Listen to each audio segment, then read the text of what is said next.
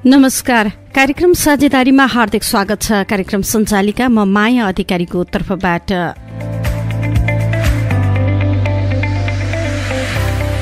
श्रोताहरू, कार्यक्रम साझेदारी डीसीएको आर्थिक सहयोगमा दलित महिला संघ फेडोको उत्पादन हो।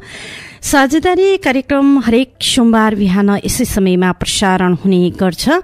हामी साझेदारी कार्यक्रममा दलित समुदायका विभिन्न सवाल, पछाडि पारिएका समुदायका विभिन्न सवाल, जलवायु परिवर्तन, लैंगिक हिंसा, असल शासन, समावेशिता, स्रोतमा समतामूलक पहुँच लगायत समसामयिक विषयहरूमा पनि केन्द्रित हुने गर्छौं।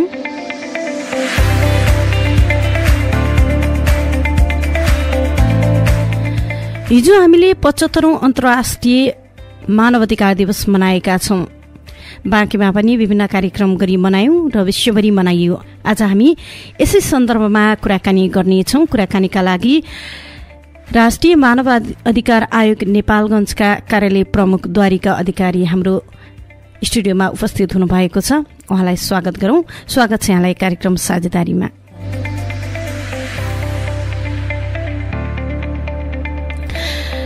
हामीले भर्खरै मानव अधिकार दिवस मनाएका छौं। यो मानव अधिकार दिवस हामी किन मनाउँछौं, यसको महत्व के छ, हामी थोरै सुरुमा पृष्ठभूमितिर जाउँ। सर्वप्रथम यो 75औं मानवाधिकार अन्तर्राष्ट्रिय मानवाधिकार दिवसको सन्दर्भमा यहाँहरू लगायत सम्पूर्णमा फेरि पनि मेरो शुभकामना। जुन अब हामीले हिजो मात्रै यो दिवस मनाएका छौँ। यो दिवस मनाउनुको उद्देश्य र महत्त्व एउटा मानवाधिकारको दृष्टिकोणले महत्त्वपूर्ण रहेको छ। जुन संयुक्त राष्ट्र सङ्घले विश्व मानवाधिकार घोषणा पत्र जारी गरेको दिनलाई यसलाई चाहिँ दिवसको रूपमा मनाउने प्रचलन यो विश्वव्यापी रूपमा रहेको छ र त्यसैको सदस्य राष्ट्र नेपाल पनि भएको कारणले नेपालमा पनि विभिन्न कार्यक्रमहरू गरेर यो दिवस मनाउने गरिन्छ।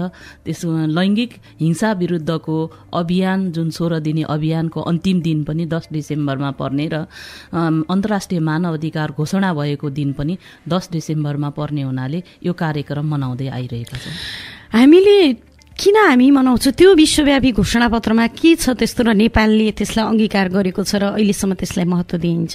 जस्तो यो विश्वमा प्रथम विश्वयुद्ध, द्वितीय विश्वयुद्ध जस्ता विभिन्न किसिमका ठूला युद्धहरू विश्वमा भए।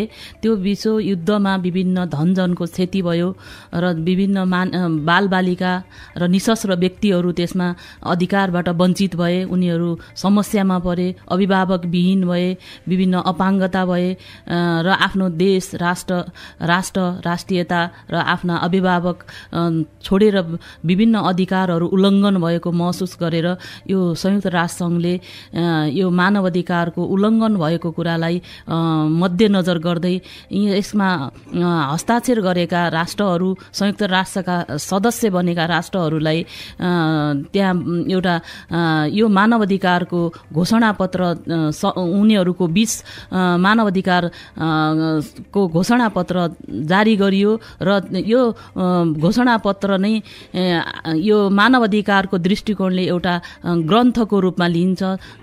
जस्तै हामी बाइबल, कुरान, गीता जस्ता ग्रन्थहरू विभिन्न धार्मिक रूपमा एउटा मानेर आइरहेका छौँ। मानवाधिकारको दृष्टिकोणले पनि यो घोषणापत्रलाई जुन 1948 को विश्वव्यापी घोषणापत्रलाई चाहिँ मानवाधिकारको एउटा ग्रन्थको रूपमा मानिन्छ र त्यसलाई हामीले एउटा मानवाधिकारको दृष्टिकोणले चाहिँ शुभ दिन, शुभ एउटा ग्रन्थ र हामीले एउटा अधिकारको कुरामा परिचित हुने एउटा अवसर पाएको दिन भएको हुनाले यसलाई महत्त्वपूर्ण रूपमा लिँदै आएका छौँ।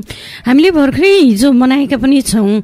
हिजो हामीले बाँकीमा के गर्यौँ यसका लागि? हामीले राष्ट्रिय मानवाधिकार आयोग को आयोजनामा र मानवाधिकार सञ्जाल बाँकेको समन्वयमा एउटा मानवाधिकार दिवस, अन्तर्राष्ट्रिय मानवाधिकार दिवस कार्यक्रम राष्ट्रिय मानवाधिकार आयोगले गर्यो भने अरू पनि सङ्घ संस्थाहरूले आफ्नो तर्फबाट विभिन्न किसिमका कार्यक्रमहरू मनाउँदै आएको अवस्था थियो। जुन नेपालगञ्ज उपमहानगरपालिकाले पनि लैङ्गिक हिंसा विरुद्धको अभियानमा र्याली लगायतका कार्यक्रमहरू गरी सम्पन्न गर्यो।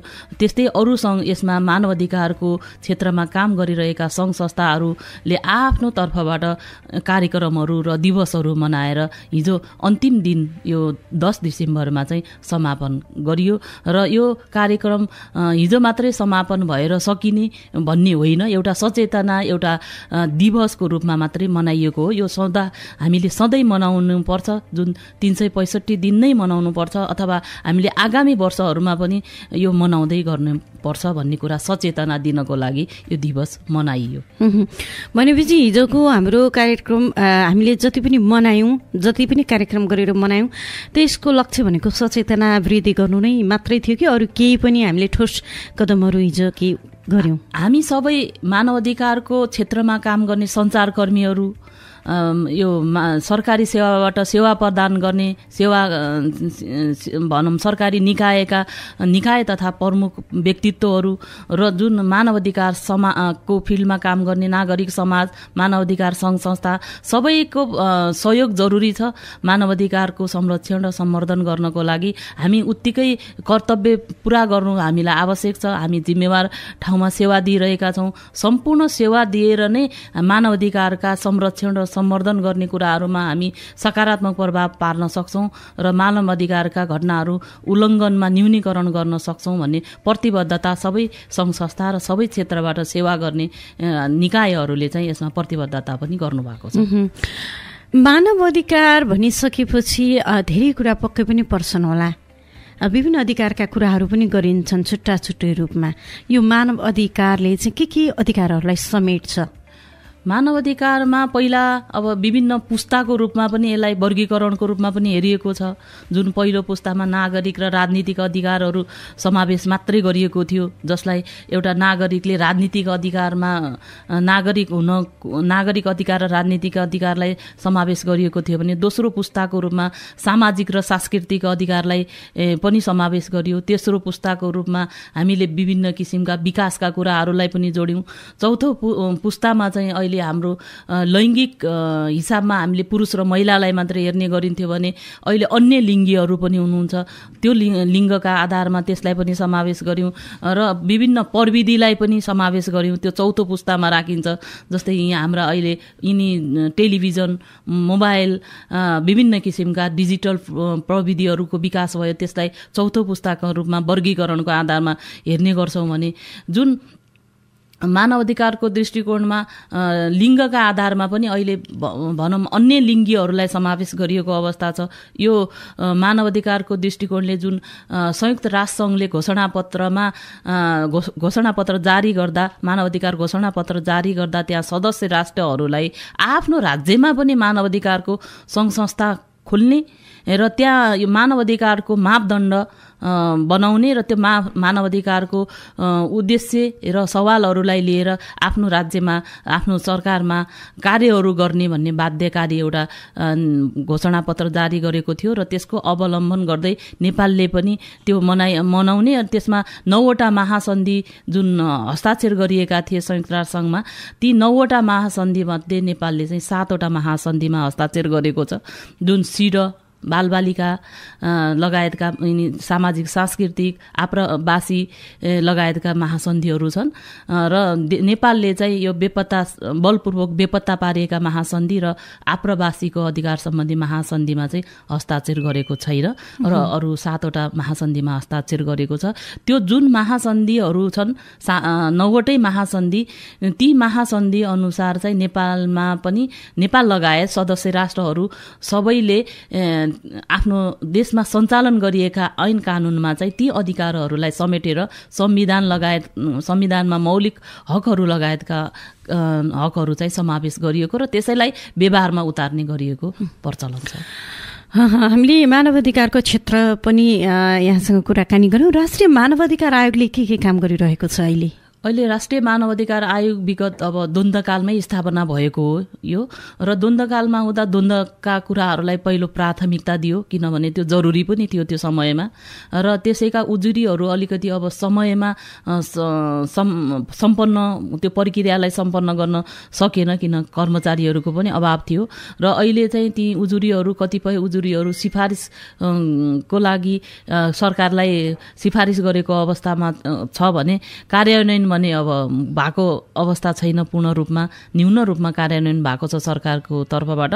तर अब आयोगले चाहिँ अब त्यसमा सिफारिस गर्ने क्रम जारी छ र बाँकी थोरै त्यो द्वन्द्वकालीन नै उजुरीहरू पनि अझै यही नेपालगञ्ज कार्यालयमा पनि करिब 400 को हाराहारीमा अझै बाँकी प्रक्रियामै, अनुसन्धान प्रक्रियामै रहेको अवस्था छ भने अन्य मानव अधिकारको फिल्डमा अब द्वन्द्वलाई मात्रै हेरिनु मानव अधिकारको पुरा होइन। र अन्य कस्ता कस्ता खालका उजुरीहरू आउने गरेका छन्? अहिले नेपालमा प्रचलन अब द्वन्द्व त अहिले छैन, द्वन्द्वको अवस्था एकदम कमै छ भनौँ, त्यसको उजुरीहरू अहिले खासै छैन भने अन्य फिल्डको जस्तो प्रहरी प्रशासनमा सेवाग्राहीहरूले र भनौँ पीडितहरूले तुरुन्त जाहेरी दिने, निवेदन दिने र त्यसमा दिएको कुरामा पनि छिटो न्याय पाउने कुरामा चाहिँ कमी छ भन्ने कुराहरू खालको उजुरीहरू, गुनासाहरू आयोगमा आउने गर्छ र यसमा आयोगले चाहिँ मध्यनजर गरी उहाँहरूसँग गराइरहेको अवस्था। द्वन्द्वकालकै उजुरी पनि अहिले त्यतिकै थन्किरहेका छन् होइन? अहिले आउने उजुरीले पनि कति न्याय पाउला नि त?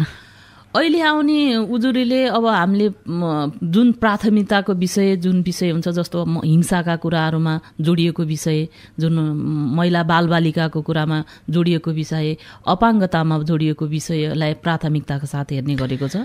हरेक नागरिकलाई के अनुभूति हुन्छ भने हामीले न्याय समयमा पाउँदैनौँ, न्यायको प्रक्रिया लामो झन्झटिलो, त्यही भएर हामी उजुरी पनि दिन जान्नु भन्ने खालको कुराकानी हुन आउँछ। उहाँहरूको त्यस्तो खालको विचार हुन्छ। त्यो कुराले कतिको प्रभाव पारिरहेको छ यहाँहरूको काम गर्ने क्रममा? न्याय नपाउनु भनेको पनि एक किसिमको भनौँ त्यसलाई पनि अपराधकै रूपमा लिइन्छ। यसका लागि यहाँहरूको जस्तो थोरै हामीले के जान्न चाह्यौँ भने राष्ट्रिय मानव अधिकार आयोगले समयमा उजुरी आइसकेपछि समयमा उनीहरूले न्याय पाउन् भन्नका लागि पनि केही गर्छ? हामीले मानव अधिकारको पनि एउटा अधिकार क्षेत्र छ, कुन विषय हेर्न सकिने र कुन विषय हेर्न नमिल्ने भन्ने कुराहरू छ। मानव अधिकारको दृष्टिकोणमा मानव अधिकार आयोगले हेर्ने कुराहरूमा चाहिँ प्राथमिकतामा राखेर जुन विषय प्राथमिकतामा राख्न जरुरी छ त्यसलाई हेरेर चाहिँ कार्यान्वयन तुरुन्तै गर्छ। भनेपछि उजुरी दिएपछि छिटै न्याय पनि पाइन्छ। त्यो हाम्रो अब मानव अधिकार आयोगले जस्तो अब हिंसाको घटना घट्यो त्यहाँ मानव अधिकार आयोग पहिला जाने कुरा अब त्यसमा अधिकार क्षेत्रभित्र पर्दैन, किन प्रहरीको भयो होइन। तर त्यसमा जुन घटनामा पर्ने पीडितले भनौँ न, पीडित भनिएको पक्षबाट उहाँहरूले उजुरी दिन चाहनुभयो, प्रहरीमा निवेदन दिन चाहनुभयो र जाहेरी दिन चाहनुभयो भने उहाँहरूले लिनु भएन भन्ने गुनासो धेरै आउने गरेको र यसमा आयोगले चाहिँ त्यसको जानकारी माग गर्ने, लिखित जानकारी माग गर्ने अथवा मौखिक भनौँ सूचना दिने, यस्तो यस्तो घटनाहरू आएको छ भन्ने कुराहरूको जानकारी दिने र लिखितै हामीले पहलै गर्नुपर्ने अवस्था आयो भने अरू उजुरीकै रूपमा लिएर पनि हामी अगाडि। भनेपछि कस्तो कस्तो अवस्थामा नागरिकले राष्ट्रिय मानव अधिकार आयोगसम्म उजुरी पुर्याउन सक्छन्? किनकि अरू निकाय पनि छन्। हजुर, यो सरकारी निकायहरूले र राज्यले दिने सेवा सुविधामा होइन, जुन सेवाग्राहीले पाउन नसकिरहेको अवस्था, जुन राज्यले एउटा दिने भनेर नीति नियम बनाएर दिइसकेको र सेवा प्रवाह गर्ने भनेर ऐन कानुनमा समावेश गरिएको कुरामा जुन नागरिकहरू, जुन सेवाग्राहीहरू सेवाबाट वञ्चित हुने अवस्था आयो भने मानव अधिकार आयोगले त्यस्ता कुराहरूमा उजुरी गराउन गर्ने र हेर्ने कुराहरू गरिरहेको। भनेपछि यस्ता कुराहरू, केसहरू त पक्कै पनि धेरै नै छन् होइन? हाम्रो सरकारी संयन्त्र नै यति धेरै अव्यवस्थित छ, यति धेरै कमजोर छ भनेको बेला नागरिकले कुनै पनि सेवा पाउन पनि सकिरहेको छैन र न्याय पनि पाउन सकिरहेको छैन। राष्ट्रिय मानव अधिकार आयोगको ठुलो भूमिका देखिन्छ यहाँ। अब यहाँ जति पनि रेडियो सुनेर बसिरहनु भएको छ, उहाँहरूलाई के भन्न चाहनुहुन्छ? कहाँ कसरी उहाँहरूले उजुरी दिन सक्नुहुन्छ? यहाँहरूको कार्यालय कहाँ छ? कुन प्रक्रियाबाट उहाँहरू आउन सक्नुहुन्छ? नेपालगञ्ज कार्यालय यो नेपालगञ्जको शान्तिनगर भन्ने ठाउँमा वडा नम्बर 14मा पर्छ, 13मा पर्छ। 13मा हाम्रो कार्यालय रहेको छ, जुन पुरानै हो, जुन ठाउँमा थियो त्यही ठाउँमा नै छ। यो केन्द्रीय कार्यालयपछि दोस्रो कार्यालयको रूपमा स्थापना भएको कार्यालय हो, जुन विगतमा द्वन्द्वकालीन समयमा यो क्षेत्रीय कार्यालयको रूपमा स्थापना भएको हो। र यहाँ द्वन्द्वग्रस्त क्षेत्रको नजिक पर्ने नेपालगञ्ज एउटा ठाउँ भएको हुनाले त्यहाँ स्थापना पनि भएको हो र धेरै केन्द्रपछिको धेरै सङ्ख्यामा उजुरीहरू प्राप्त भएको कार्यालय पनि हो। यो परिचित नै छ लगभग, यता मानव अधिकार आयोग भनेपछि अहिले यो परिचितै कार्यालय छ। र यसमा हामीले सामान्य फोनको उजुरीलाई पनि हामीले ग्रहण गर्न सक्छौँ, अथवा हामीले कुनै त्यो ठाउँमा कसैले उजुरी दिन सकेन, सम्भव भएन, अथवा हाम्रो जानकारी हामीले आफैले थाहा पायौँ भने पनि सोमोटोको रूपमा हामीले आफैले उजुरी ग्रहण गर्न पनि सक्छौँ अवस्था र विषय हेरी। भने हामीलाई सामान्य रूपमा एउटा अरू कसैले त्यसमा जानकारी दिनुभयो भने पनि हामी त्यसमा आफ्नो एक्सनलाई लिन सक्छौँ र उजुरीको रूपमा हामी ग्रहण गर्न सक्छौँ। यो अधिकार चाहिँ मानव अधिकार आयोगलाई छ। मानव अधिकार कतिको नागरिकले उनीहरूले आफ्नो अधिकार प्रत्याभूति गरिरहेका छन् भन्ने कुराको रिसर्चहरू पनि पक्कै हुन्छ होला। यहाँहरूको वार्षिक प्रतिवेदनहरू निकाल्ने अथवा त्यो डाटाहरू सङ्कलन गर्ने त्यस्तो खालको यहाँहरूको छैन कामहरू छ। त्यही अनुसार यो 79-80 पनि पक्कै प्रतिवेदन निस्केको छ। यसमा चाहिँ पूर्ण रूपमा नागरिकहरू मानवाधिकार को संरक्षण र सम्वर्धनबाट पूर्ण रूपमा प्रभाव छ भन्ने त पक्कै पनि छैन, किनभने हामीले देखिरहेका पनि छौँ, भोगिरहेका पनि छौँ र केही कुरामा परिवर्तन चाहिँ छ। जुन मानवाधिकारको विषय के हो भन्ने कुरा हामीलाई विगतका कुराहरूमा थाहा थिएन र मानवाधिकारको अझै पनि अब मानवाधिकार उल्लङ्घन भनेको के हो र अरू कुरा के हो भन्ने कुरा अलिकति छुट्याउनलाई कठिनै भएको कुरा पनि छ। थोरै हामी त्यता पनि जाउँ, त्यसपछि हामी प्रतिवेदनमा लागौँला।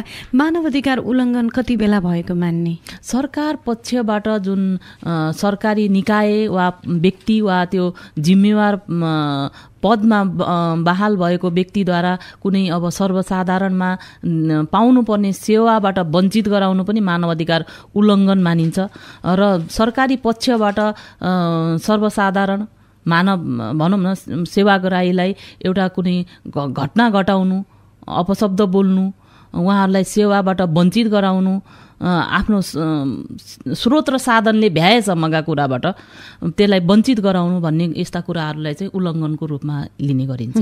हामी प्रतिवेदनको कुरा पनि गर्दै थियौँ। त्यो प्रतिवेदनमा वार्षिक प्रतिवेदन आइसकेपछि पछिल्लो तथ्याङ्क अनुसार हामी कुन र्याङ्किङमा छौँ, कस्तो छ हाम्रो अवस्था? अहिले हाम्रो अब मानवाधिकारको स्तर, राष्ट्रिय मानवाधिकारको स्तर चाहिँ ए र्याङ्किङमै अब अहिले कायम भएको अवस्था छ र विगतको तुलनामा केही कुराहरू पनि आए जुन बीमा झर्ने अवस्था छ भन्ने कुराहरू पनि समाचारमा आएको हामीले पाएका छौँ। किनभने पूर्ण रूपमा एउटा मानवाधिकार आयोगले कार्य गरेको अवस्थामा मात्रै त्यो स्तर वृद्धि हुने होइन, होल नेपालमै मानवाधिकारका अवस्थाका कार्यान्वयनहरू कसरी भएका छन्, सम्पूर्ण विषयहरूमा कसरी, जस्तो महिला बालबालिका सिड सम्बन्धी कुराहरू छ, बालबालिका सम्बन्धी कुराहरू छ, यी सबै विषयहरूलाई समेटेर चाहिँ त्यसमा नम्बरलाई दिने कुरा हुन्छ। जुन यो गान्धी के भन्छ होइन, त्यसमा चाहिँ र त्यसमा पेश हुन्छ र त्यस अनुसार उसले र्याङ्किङ गरेर एउटा समिति हुन्छ भनौँ न, मानवाधिकारको एउटा र्याङ्किङ गर्ने समिति हुन्छ, त्यसले अनुसार स्तर वृद्धि हुन्छ। जुन राष्ट्रिय मानवाधिकार आयोग स्थापना कालदेखि नै ए श्रेणीमा रहेको अवस्था थियो भने अहिले बीमा झर्छ कि भन्ने एउटा हल्ला, हामी किन बीमा झर्छ कि भन्ने हल्लासम्म पुग्यौँ। यहाँले विभिन्न विश्लेषकहरूको आफ्नो विश्लेषण रहेको थियो, त्यसमा चाहिँ मानवाधिकार आयोगले अब आफ्नो तर्फबाट स्रोत र साधनले भ्याएसम्म काम गरिरहेकै अवस्था छ र यो तथापि जस्तो के कारण भनेर यहाँहरूले पक्कै पनि विश्लेषण गर्नुभयो होला नि, किन हल्लाहरू आए भनेर? यो किनभने आफ्नो विश्लेषककर्ताहरू भनौँ न, उहाँहरूको आफ्नो भनाइमा चाहिँ त्यो आइरहेको अवस्था थियो। किनभने मानवाधिकारको दृष्टिकोणले विगतको तुलनामा अलिकति अहिले अब कमी कमजोरीहरूका कुरालाई औल्याइएको अवस्था थियो। त्यो नै फेरि स्तरको कुरामा चाहिँ सबै लागू हुने अवस्था त होइन, किन मानव अधिकार आयोगले मात्रै काम गरेको कुरालाई मैले अघि पनि भने ए स्तरमा राख्ने कुरा होइन कि समग्र नेपालभरि भएका सरकारी निकायले गर्ने पर्ने मानव अधिकारको फिल्डमा गर्नुपर्ने कामहरूलाई पनि त्यसमा समावेश गरिन्छ र सङ्घ संस्थाहरूका कुराहरूलाई पनि त्यसमा समावेश गरिन्छ। होल मानव अधिकारको क्षेत्रलाई मूल्याङ्कन गर्ने कुरा हुन्छ त्यसमा। राष्ट्रिय मानव अधिकार आयोगले मानव अधिकार संरक्षण सम्वर्धन गर्नका लागि अथवा सचेतना अभिवृद्धि गर्नका लागि तथ्याङ्कहरू सङ्कलन गर्ने लगायत जस्तो यो दिवस मनाउने कुरा आफ्नो ठाउँमा छ। वर्षैभरि गर्ने मुख्य कामहरू के छन्? जस्तो उजुरीहरूका कुरा पनि यहाँले गर्नुभयो होइन, उजुरी लिने ग्रहण गर्ने त्यो कुराहरू पनि गर्नुभयो। यो मानव अधिकार प्रत्याभूति होस् भन्नका लागि यहाँहरूको वर्षैभरिको पहल चाहिँ मुख्य रूपमा के हुन्छ? यो मानव अधिकारको दृष्टिकोणमा हाम्रो केन्द्रीय कार्यालय मार्फत यो क्षेत्रमा कुन कुराको लागि प्रायोरिटी दिनुपर्छ त, जस्तो बाँके नेपालगञ्ज कार्यालयले यो क्षेत्रलाई कुन विषयमा हेर्न आवश्यक छ भन्ने हाम्रो आन्तरिक कुराहरू पनि हुन्छ र त्यो अनुसार बजेट पनि विनियोजन हुन्छ र प्रोग्रामहरू कुन राख्ने भन्ने कुराहरू पनि त्यो आन्तरिक रूपमा हाम्रो बाँडफाँट हुन्छ होइन। त्यो जस्तो नेपालगञ्जमा बढी चाहिँ अब महिला बालबालिकासँग जोडिएका केसहरू, हिंसाका केसहरू, बेचबिखनका केसहरू र अरू पनि भनौँ बिजनेस अहिले व्यापार र वातावरण भन्ने कुरा पनि अब छ। यो औद्योगिक क्षेत्र पनि हो र यसमा विभिन्न उपभोक्ता सम्बन्धी कुराहरू पनि आउँछ जुन अब भारतबाट भित्रिने र हाम्रो पहाडी जिल्ला हिमाली जिल्लाहरूसम्म खाद्यान्नहरू पुग्ने कुराहरू छन्। जुन ठाउँमा जुन क्षेत्रमा जे कुराको त्यहाँ आवश्यकता छ, समस्याहरू छ र त्यसैलाई मध्यनजर गरेर चाहिँ यसलाई कार्यक्रमहरूको पनि विभाजन गरिएर प्राथमिकता दिने कुराहरू छ। यो लक्ष्य प्राप्ति गर्नका लागि चुनौतीहरू पनि केही पक्कै पनि छन् होला। के छन् र कसले के गर्यो भने अझै यो लक्ष्य प्राप्तिका लागि सहज हुन्छ? अरूको पनि पक्कै पनि हात छ, सबैको सहकार्य हुन जरुरी छ होइन। मुख्य चुनौतीहरू के छन्? अब राष्ट्रिय मानव अधिकार आयोगले एक्लो प्रयासमा चाहिँ अब पक्कै पनि सम्भव छैन। मानव अधिकार आयोग स्थापना गर्ने सबै सङ्घ संस्था, गैर सरकारी सरकारी सङ्घ संस्थाहरूले मानव अधिकार आयोग आवश्यक छ भनेर नै स्थापना भएको कार्यालय हो। उहाँहरूको साथ निरन्तर आवश्यक पनि छ र उहाँहरूलाई मानव अधिकार आयोगले एउटा अभिभावकको रूपमा साथ दिइरहेको अवस्था पनि छ र यसमा मानव अधिकारको फिल्डमा हामीले काम लक्ष्य प्राप्त गर्न, विभिन्न उद्देश्यहरू प्राप्त गर्न र मानव अधिकार मैत्री वातावरण तयार गर्नको लागि मानव अधिकार आयोगलाई स्रोत साधनको पनि आवश्यकता छ। जुन हामीले सचेतनाका कार्यक्रमहरू, तालिमका कार्यक्रमहरू विभिन्न ठाउँहरूमा हामीले पुग्न नसक्ने पनि कारणहरू छन्। त्यो कारणले पनि हामीले मानव अधिकारका कुराहरू सम्पूर्ण क्षेत्रमा हामी आफ्नो उपस्थिति देखाउन नसकिरहेको अवस्था पनि अहिलेको समयमा छ र विगतको तुलनामा भन्ने पनि आउँछ अहिले मानव अधिकार आयोग कहाँ हराएको छ, अहिले सक्रिय छैन भन्ने कुराहरू पनि आउँछ। अब त्यो हाम्रो आफ्नै बाध्यताहरू पनि छन् विभिन्न स्रोत साधनको कारणले। जस्तो बाध्यताहरू छन् भनिरहँदा यसको आवश्यकता नै कमी भएको हो कि भन्ने पनि अर्को प्रश्न उठ्ला। यसमा सरकारले, किनभने यो मानव अधिकार सरकारको पनि होइन भन्न मिल्दैन होइन। जस्तो सरकारको विरोधी पनि होइन, किनभने काम हुन नसकेको कुरामा औल्याउने भनेको जस्तो सञ्चारकर्मीहरूले सञ्चारको कुरा नल्याइदियो भने यो जनमानसमा कहाँ के छ भन्ने कुरा कसरी थाहा हुन्छ? मानव अधिकार आयोगले पनि यहाँ यस्तो उल्लङ्घन भइरहेको छ है भन्ने कुरा देखाएन भने त्यो सेवा गर्ने, सेवा दिने सरकारी निकायहरूलाई पनि र सरकारलाई त्यो थाहा, राज्यलाई त्यो थाहा नहुन सक्छ। त्यसमा महत्त्वपूर्ण भूमिका आएको रहेको छ भने यसलाई पनि सक्रिय बनाउन, स्रोत साधनले सम्पन्न बनाउन सायद सबै सरकारले पनि यसलाई चाहिँ अलिकति प्रायोरिटीको कुरामा हेर्नुपर्छ भन्ने मलाई लाग्छ। मिडियासँगको सहकार्य पनि त कमी भएकै हो नि। यो मिडिया भनेको पनि एउटा एकअर्काको पाटोमा हो। मानव अधिकार आयोग र मिडिया सँगसँगै हिँड्नुपर्ने उत्तिकै जरुरी छ। जुन मानव अधिकार सङ्घ संस्था, मिडियाहरू सबै सँगसँगै हिँड्नुपर्ने जरुरी छ, जसको सहयोग र सहकार्यमा चाहिँ हामीले मानव अधिकारका कुराहरूलाई हामीले आफ्नो लक्ष्य अनुसार चाहिँ हामीले अगाडि बढ्न सक्ने सम्भावना बलियो हुन्छ। मिडिया बिना चाहिँ सम्भव छैन।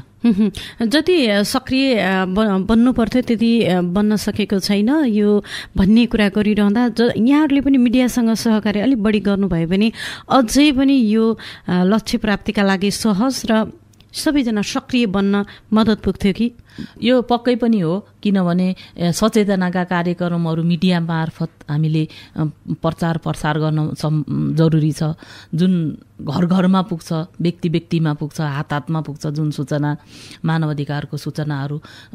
सूचना बिना, सूचना भनेको त एउटा मानव शरीरको भनौँ, मिडिया भनेको, सञ्चार माध्यम भनेको जसरी मानव शरीरलाई एउटा मुटुको आवश्यकता छ र रक्त सञ्चार त्यसले गर्छ भने मिडिया पनि एक किसिमको हर क्षेत्रमा जोडिएको कुरा हो र यो महत्त्वपूर्ण छ। यसलाई चाहिँ सहकार्य गर्नु, यसमा प्राथमिकताका रूपमा यी कार्यक्रमहरू, आयोगभित्रका कार्यक्रमहरू, आयोगले गर्ने कार्यक्रमहरू राखिदिँदा यसले चाहिँ पक्कै पनि यसले सकारात्मक प्रभाव पार्छ र यो जरुरी पनि छ। विगतको तुलनामा अहिले सञ्चार माध्यमहरूमा चाहिँ प्रोग्रामहरू एकदमै कमी छ, जुन नेपालगञ्ज कार्यालयमै पनि अहिले छैन। त्यो भएर हामीले यो सञ्चार माध्यमहरूमा हामीले विभिन्न किसिमका विगतका जस्तो कार्यक्रमहरू सञ्चालन गर्न पाएका छैनौँ। यो मैले अघि पनि भने स्रोत साधनको कमीको कारण यी अहिले हामी अलिकति कमी भएको अनुभव गरिरहेका छौँ।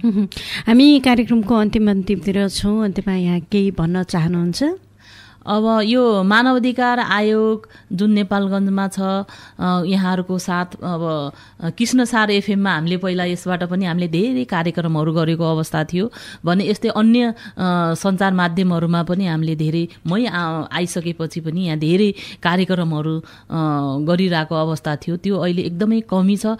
हामीलाई अब आन्तरिक रूपमा हामीले पनि यो कुरा उठाउनुपर्छ र सरकार र राज्यबाट पनि आयोगलाई स्रोत साधन सम्पन्न बनाएमा आगामी दिनहरूमा हामीले यी मानव अधिकारका संरक्षण र सम्वर्धनका कार्यहरू जुन सञ्चारकर्मीहरूसँग, अन्य सङ्घ संस्थाहरूसँग, सरकारी निकायहरूसँग, जुन स्थानीय निकाय जरुरी छ उहाँसँग पनि आयोगहरू पुग्नु जरुरी छ, सचेतना पुग्नु जरुरी छ।